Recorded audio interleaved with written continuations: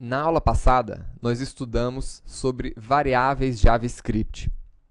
Descobrimos que as variáveis são repositórios onde podemos colocar informações para serem utilizadas posteriormente.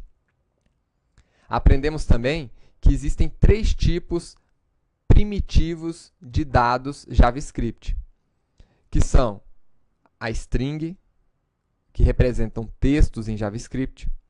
Temos o tipo number, que representam números inteiros ou fracionados. E temos o tipo boolean, que representam informações do tipo verdadeiro ou falso. Aprendemos também como nomear strings, ou nomear variáveis, aliás, né? Aprendemos que para nomear variáveis, nós começamos as nossas variáveis ou com uma letra, ou com um caractere underline, ou com um cifrão. E iniciamos as nossas variáveis, de preferência com letras minúsculas. E no caso de variáveis com várias palavras, ou seja, variáveis com nomes compostos, nós utilizamos o estilo camel case de nomeação de variáveis. Nesta aula, vamos aprofundar um pouco mais os nossos conhecimentos em variáveis. Começando com o escape de strings. Vamos utilizar o exercício da aula anterior para estudar sobre esses conceitos.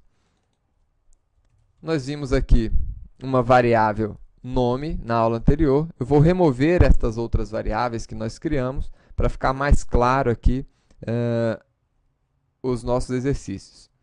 Então, as nossas variáveis do tipo string, nós criamos com aspas, tanto aspas duplas como aspas simples.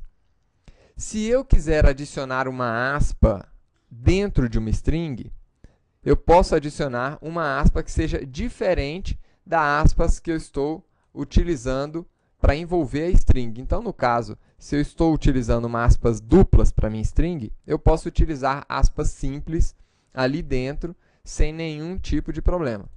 Então, vamos atualizar aqui e ver o resultado. Está aqui a nossa aspa simples ali dentro da nossa string. Nós poderíamos também utilizar uma aspas duplas aqui dentro da nossa string. Mas, para isso, eu precisaria colocar um caractere de escape, que no caso de JavaScript é a barra invertida. Então, utilizando essa barra, nós podemos representar uma aspas dupla aqui dentro da nossa string. Se não colocarmos essa barra, que é o nosso caractere de escape aqui, ele não vai conseguir interpretar aqui esse script. Então, eu estou clicando sobre essa imagem e percebam que ele não está conseguindo executar o script, porque ele não está entendendo esta parte aqui. Isso aqui é um caractere de escape. E vocês podem se perguntar também, e se eu quiser representar uma barra? Aí eu utilizo duas barras aqui, uma representando o meu caractere de escape e a outra barra exatamente para imprimir a barra que eu desejo aqui no nosso script. Então, está aqui a nossa barra sendo representada aqui na nossa string. Para representar quebras de linha, eu também tenho um caractere especial. Então, por exemplo, quero colocar Ricardo e em uma outra linha, Lopes. Então, eu utilizo o caractere de escape barra N para representar uma quebra de linha. Então, está aqui o resultado, né? E nós temos vários outros caracteres que a gente poderia estar representando aqui. Vamos pegar, por exemplo, um caractere japonês, né? Então, que é um caractere Unicode aqui, 7231 é um caractere que representa aqui o símbolo para amor. Então, vamos ver aqui o resultado. Vou colocar antes aqui um caractere de quebra de linha. E logo em seguida o caractere do símbolo de amor. Então, está aqui. Ricardo Lopes e aqui embaixo o caractere Unicode em japonês. Se vocês quiserem aprender um pouco mais sobre caracteres Unicodes, existe um site que se chama unicode.org.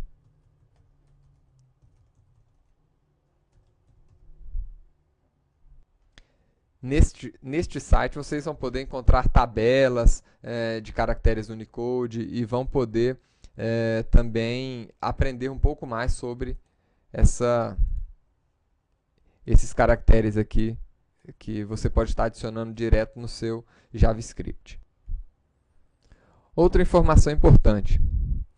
Além dos tipos primitivos string, boolean e number, como nós vimos, esses são os principais. Nós também temos outros tipos primitivos aqui em JavaScript. Então, por exemplo, nós temos aqui os tipos indefinido, o tipo null ou vazio, o tipo não é um número, not a number, e os tipos infinitos.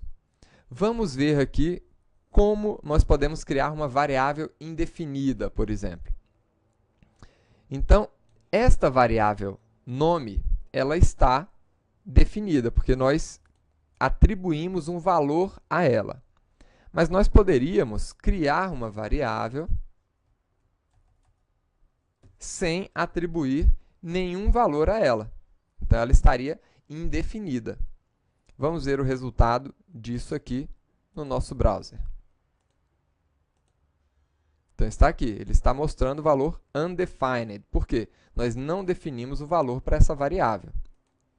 Um outro tipo de valor, e aí eu poderia chamar aqui a própria variável nome novamente, que estava anteriormente indefinida, e vou atribuir um valor null para ele, né, para essa variável.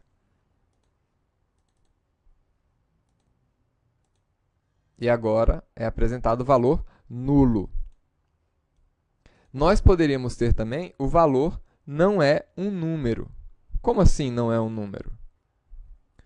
Vamos pegar o seguinte exemplo. Eu vou pegar a variável nome e antes de imprimir ela no nosso alerta, eu vou fazer um cálculo aqui.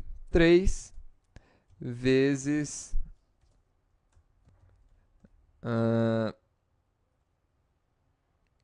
pessoas. 3 vezes pessoas. O que é isso? Isso é um número? Não, não é um número. Então, vamos ver o resultado aqui. NaN, not a number. Esse símbolo aqui indica que o JavaScript reconheceu que essa variável que nós estamos tentando calcular aqui, o valor dela, não é um número. E nós também temos os tipos infinitos. Vejamos, por exemplo, o seguinte número em notação científica. Tá? A notação científica, pessoal, ela é usada para representar números muito grandes ou muito pequenos. Então, esse número aqui representa um número extremamente grande.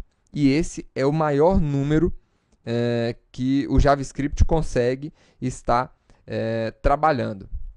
Então, vamos ver o resultado aqui.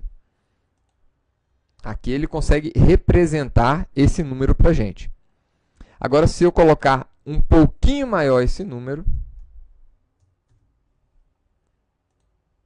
ele já reconhece esse número como infinito. E esse número pode ser tanto um infinito positivo, como um infinito negativo, se eu colocar aqui um operador menos aqui no início desse número. Então, menos infinity.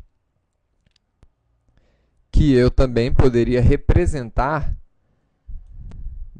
da seguinte maneira. Por exemplo, 2 mais o valor de uma constante, infinity.